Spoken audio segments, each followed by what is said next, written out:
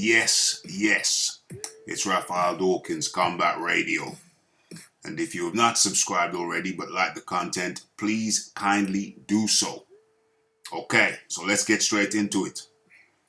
The question we pose today is, can Al Haymon's PBC afford a lengthy legal battle to help Andy Ruiz Jr. duck the rematch with Anthony Joshua? That is the question. Anyone, anyone who listened to my live stream last night, the Philosopher's Hour, will know that the question was posed, or a thought was expressed, that Andy Ruiz Jr. could duck the rematch with Anthony Joshua simply by not signing the rematch bout agreement. He's already contractually obliged to fight, but his signature is still needed on the specific bout agreement for the rematch, if you get what I mean. So he's contractually obliged to have the rematch, but his signature is required on the bout agreement. And thus far, the rematch announcement has been held up because evidently, Andy Ruiz Jr. is thus far declining to sign the bout agreement. The fight cannot proceed without Andy Ruiz Jr. signing the bout agreement. And the thought was expressed by an LDBC sympathizer, member, affiliate, that Andy Ruiz Jr. or PBC could simply take the case to court, or go to court, or let Eddie Hearn take it to court, and they could stall the thing out and buy themselves out potentially of the contract. Well, firstly, how much would it take to buy for Andy Ruiz or the PBC, with the PBC backing, to buy themselves out of that contract? There is no amount of money in the world, in my opinion, that they could put forward that would buy themselves out and have AJ say, give me that 50 mil and I'll sign tomorrow. No. Give me that 100 mil and I'll sign tomorrow. No. Give me that 200 mil and I'll sign. How much would it take? How much would it take for Anthony Joshua to step aside? That's what they're talking about, step aside money. How much would it take to have Anthony Joshua step aside? I don't know, maybe $500 million? $500 million maybe? Maybe if you came up with 500 million, maybe then Eddie Hearn would say, listen lad, you got 500 million there, 400 mil for you, 100 mil for me, and we can still work our way back up. That's a good deal. We need to look at this deal. Yeah, maybe $500 million. $500 million. Can PBC come up with $500 million to buy Anthony Joshua out so that Ruiz can go and fight other people while Anthony Joshua works his way back up to title contention? How long would that take? A couple of fights and Joshua would be mandatory again by the majority of the governing bodies, the WBA, the IBF, the WBO. Well, they've got Usyk. They like Usyk right now. But still, it would only be a couple of fights until Anthony Joshua was a mandatory again. So, what are you saying? Are you saying that Al Haymon and Andy Ruiz Jr., backing Andy Ruiz Jr., would be able to come up, would be satisfied, would pay $500 million or pounds just so that Anthony Joshua comes back again within a couple of fights and is mandatory again? Really? Is that good business sense? Not at all. Wouldn't make any sense whatsoever. So what? Where would they make that money? How would they recoup that money? In the couple of fights it would take Anthony Joshua to get back as a mandatory. He'd be right back there again like the bogeyman, like the real bogeyman. How would that make any sense whatsoever? I'll tell you how, it doesn't. And I'll tell you what else. Do PBC have the money to pay off Anthony Joshua? $500 million.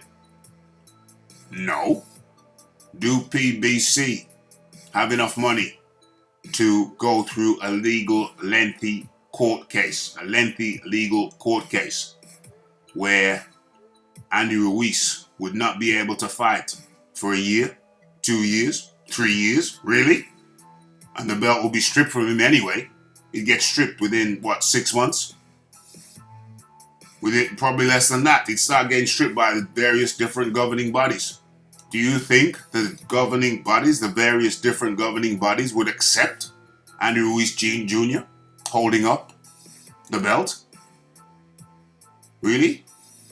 And they're not getting paid sanctioning fees in the meantime because Andy Ruiz Jr. decided to go to court? You think that would be acceptable to the governing bodies? I do not think so, somehow. They want to earn money. That's how they earn their money, sanctioning fees. If their belts are not being fought for, where are the sanctioning fees going to come from? Where is their income going to come from? Huh? Where's it going to come from? Absolutely outrageous. Okay, so let's get into it now. Let's get into it. Let's look at the article, or an article,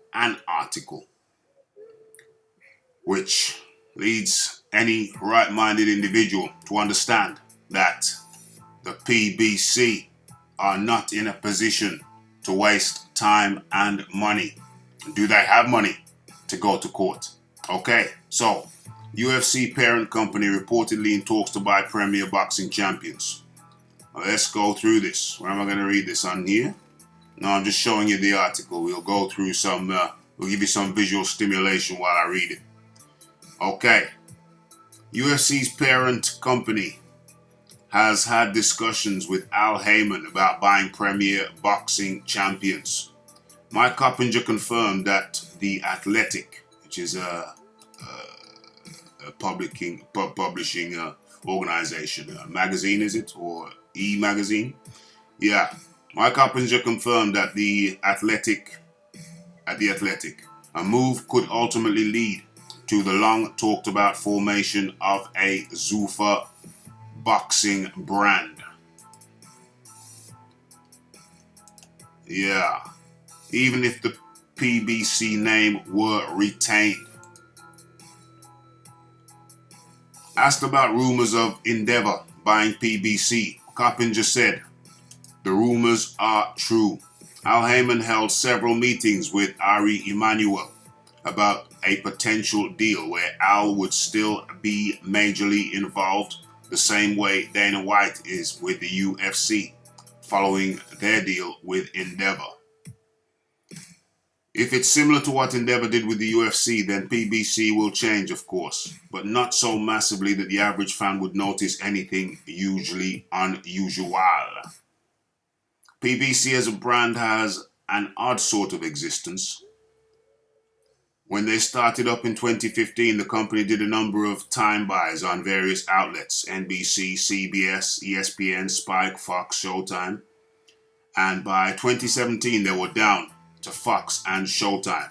And last year, they re-upped for 3 years with Showtime and signed a new 4-year deal with Fox. It's way too early to speculate on what the PBC brand might look like if bought by Endeavor. With Al Heyman still involved, to at least the degree that Dana White is, though obviously not as visible as Dana White makes himself, maybe there wouldn't really be any noticeable changes at all. But when talking about boxing in the past, Dana White has noted a desire to totally ignore the major sanctioning bodies, WBC, WBA, IBF, and WBO. And this could, in theory, lead to a UFC-style setup where the UFC is its own promotion with its own championships. Given the roster that PBC has, something like that could be sport changing for boxing. You're talking about a lot of top fighters and notable contenders and current champions in this company. That would be its own mountain of headaches, but not impossible. Not impossible. Anyways, it's early days for all of this. It could happen, or it may not happen. But there's smoke here. And you know the old saying, where there's smoke, there is fire. Okay, so there you have it. PBC may be up for sale. The article, there's another article talking about the $500 million that was invested in PBC by investment bankers. And PBC have apparently underperformed. You know, the investment bankers, you give them a proposal, they look at what the potential return is, and they expect you to perform according to expectation, whereas PBC have allegedly or apparently underperformed. So these investment bankers who put their $500 million into PBC, they want their return. A lot of that money has apparently or allegedly already been lost. And so allegedly the investment bankers want their money back. They want the thing sold so they can make their $500 million safe again, which makes total sense. Total sense. So under those circumstances, do you really believe that PBC have the wherewithal? Do you really believe that PBC would get backing from their investment bankers, essentially owners? Not Al Heyman. The investment bankers are the real owners of PBC. Do you think they would really bankroll Andy Ruiz Jr. sitting on the sidelines, going through litigation for 6 months, for a year and a half, 2 years? Highly unlikely. Virtually impossible, I say. Virtually impossible. So, they can only hold out for so long. Andy Ruiz and co can only stall for so long until they have to put up, sign on the dotted line and get the fight going. If they do opt to stall out, which I don't see happening for much longer, then that will free up Anthony Joshua to go and take other fights in the meantime, while Andy Ruiz Jr. sits on the sidelines. Highly improbable. It's Raphael Dawkins, Combat Radio. Have your say. Like, subscribe, comment, and share this video on your social media platforms. And of course, most of all, if you have not done so already, hit that bell icon to stay updated with notifications and new news. It's Raphael Dawkins, Combat Radio, and I'm out.